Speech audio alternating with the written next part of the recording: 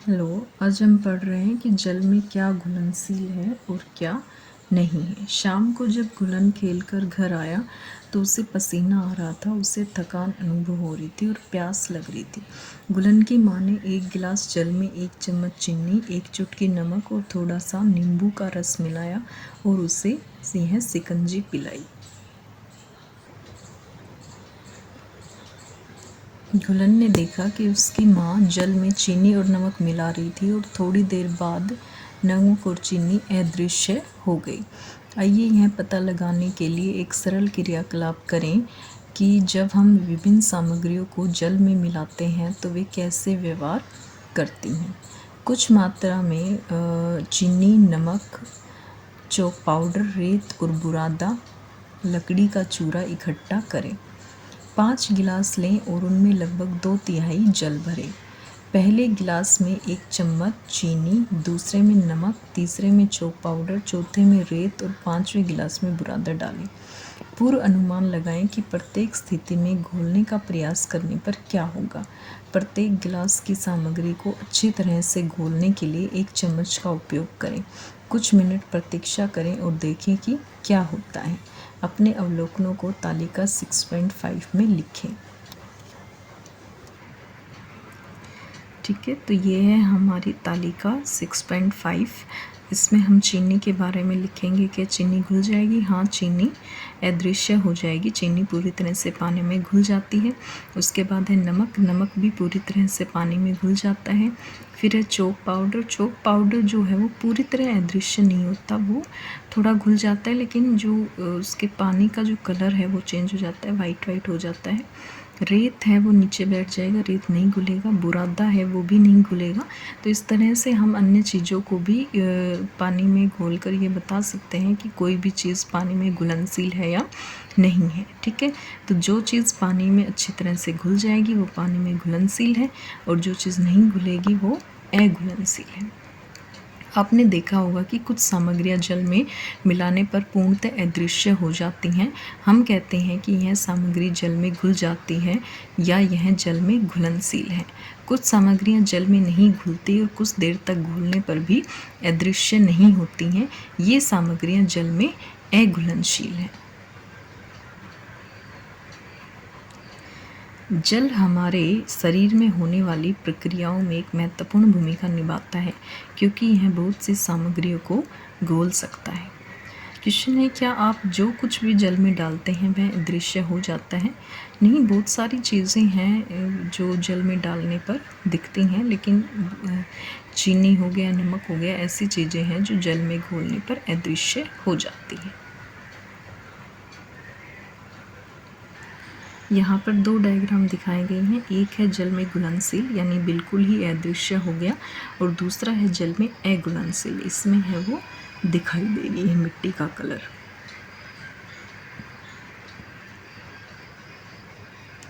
अब है आप स्वयं ORS बनाएं। ORS होता है ओरल रिहाइड्रेशन सॉल्यूशन। ठीक है, जब किसी को वोमिटिंग या डायरिया हो जाता है तो उसमें ORS का घोल दिया जाता है। ओरल रिहाइड्रेशन सॉल्यूशन ORS का उपयोग दस्त या अन्य रोगों के कारण हुई पानी की कमी, निर्जलीकरण के उपचार के लिए किया जाता है। ये ORS पैकेट प्राथमिक स्वास्थ्य केंद्रों और बाजार में भी उपलब्ध होते हैं। प्रत्येक पैकेट को 1 लीटर जल में घोलकर उपयोग किया जाता है। यदि यह उपलब्ध नहीं है तो उबालकर ठंडे किए गए 1 लीटर जल में 6 चम्मच चीनी और आधा चम्मच नमक मिलाकर भी घर में ही ORS का घोल तैयार किया जा सकता है। लड़का पूछता है, क्या तेल, सिरका, शहद जैसे द्रव्य जल में घुल जाते हैं? ये पता लगाएं। लड़की पूछती है, जल में विद्यमान गैसों के विषय में क्या कह सकते हैं? हमें पता है जल में जितने भी जीव जंतु रहते हैं वो उनको भी ऑक्सीजन की ज़रूरत होती है, तो वे जल में घुली हुई ऑक्सीजन का ही प्रयोग करते हैं। कुछ द्रव्य जल में पूरी तरह मिल जाते हैं, कुछ द्रव्य जल के साथ मिश्रित नहीं होते हैं और कुछ समय के लिए रख देने पर एक अलग परत बना लेते हैं। इसी प्रकार कुछ गैसें जल में घुलनशील होती हैं जबकि अन्य नहीं। उदाहरण के लिए ऑक्सीजन गैस जल में घुल जाती है। यह जल में रहने वाले जंतु और पौधों के अस्तित्व के लिए बहुत महत्वपूर्ण है।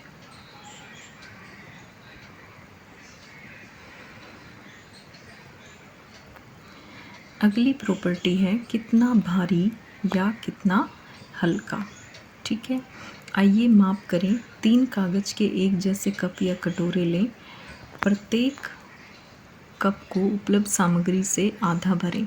1 कप में जल भरें, इसे कै के रूप में चिह्नित करें। दूसरा रेत से भरें, इसे ख के रूप में चिह्नित करें। तीसरा कंकड़ से भरें, इसे ग के रूप में चिह्नित करें। पूर्व अनुमान लगाएं कि कौन सा भारी होगा और कौन सा हल्का होगा। प्रत्येक कप को तराजू का उपयोग करके उसका वजन तोलें और उसमें दर्शाई संख्या को अपनी नोटबुक में लिखें। आंकड़ों की तुलना करें और निष्कर्ष निकालें कि कौन सा भारी या कौन सा हल्का है। क्रियाकलाप 6.8 के आधार पर हम कह सकते हैं कि कोई सामग्री भारी या हल्की है।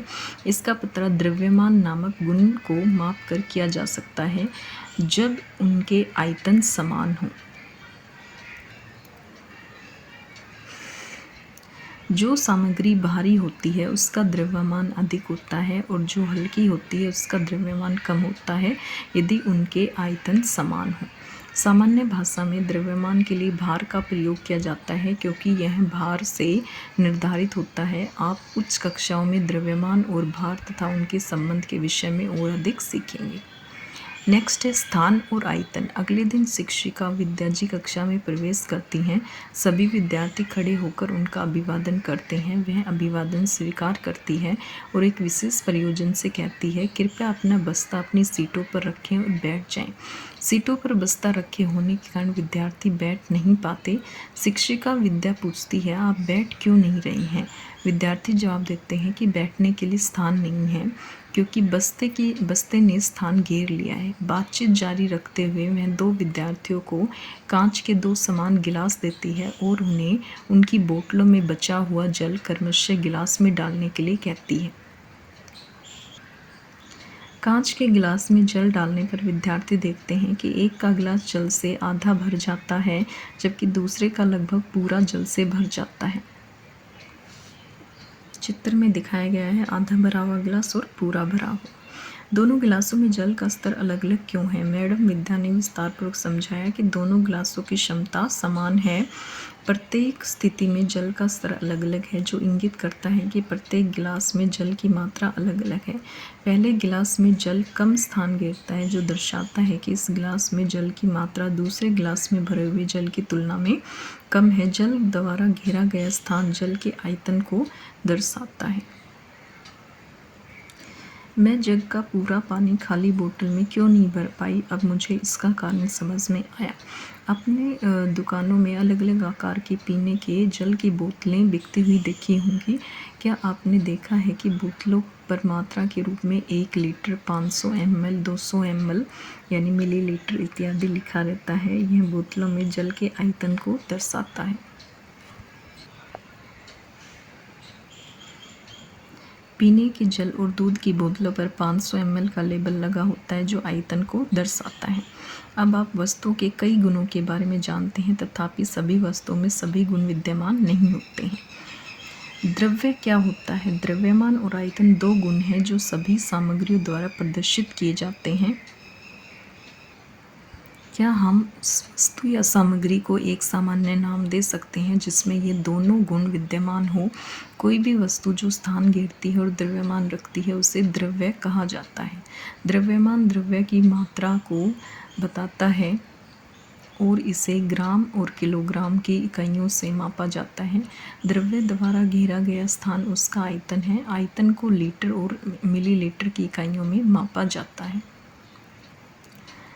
अंतर्राष्ट्रीय मानक पद्धति SI में किलोग्राम द्रव्यमान की इकाई है। किलोग्राम को संक्षिप्त रूप में केजी लिखा जाता है।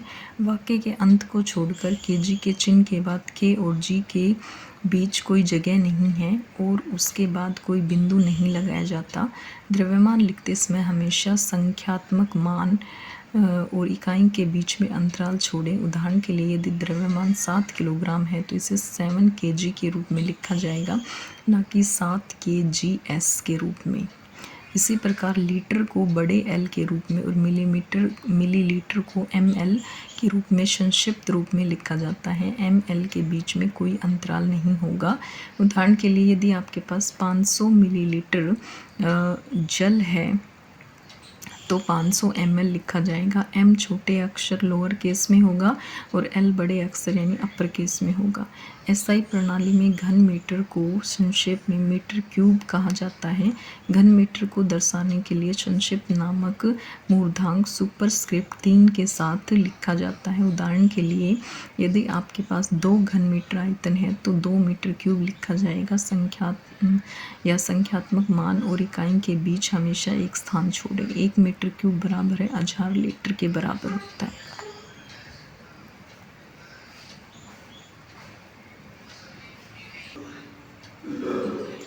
क्या हमारे आसपास की सभी सामग्रियां द्रव्य के विभिन्न उदाहरण मानी जा सकती हैं? क्या वायु द्रव्य है? इस संबंध में अपने मित्रों के साथ चर्चा करें। उदाहरण के लिए जल द्रव्य है, रेत और कंकड़ द्रव्य है और इसी प्रकार कप भी द्रव्य है। सामग्रियां द्रव्य के वे प्रकार हैं जिनका उपयोग वस्तुओं के निर्माण या उन्हें तैयार करने में किया जाता है। हमने सीखा कि सामग्रियां भिन्न भिन्न दिखती हैं और भिन्न भिन्न व्यवहार करती हैं। हमने सामग्रियों के समूह उनके गुणों में समानता या अंतर के आधार पर बनाए। हमने समझा कि समूह बनाना उपयोगी है क्योंकि यह हमें सामग्रियों के गुणों के स्वरूप का अध्ययन और अवलोकन करने में सहायता करता है। मनुष्य न केवल सामग्रियों का बल्कि चट्टानों, पौधों और जानवरों का भी वर्गीकरण करते रहते हैं।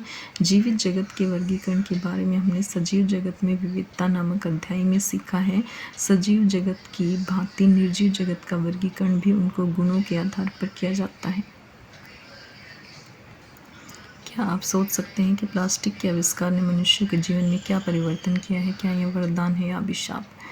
लड़की, हमने सामग्रियों के विभिन्न गुणों का पता लगाया और उन्हें समझा।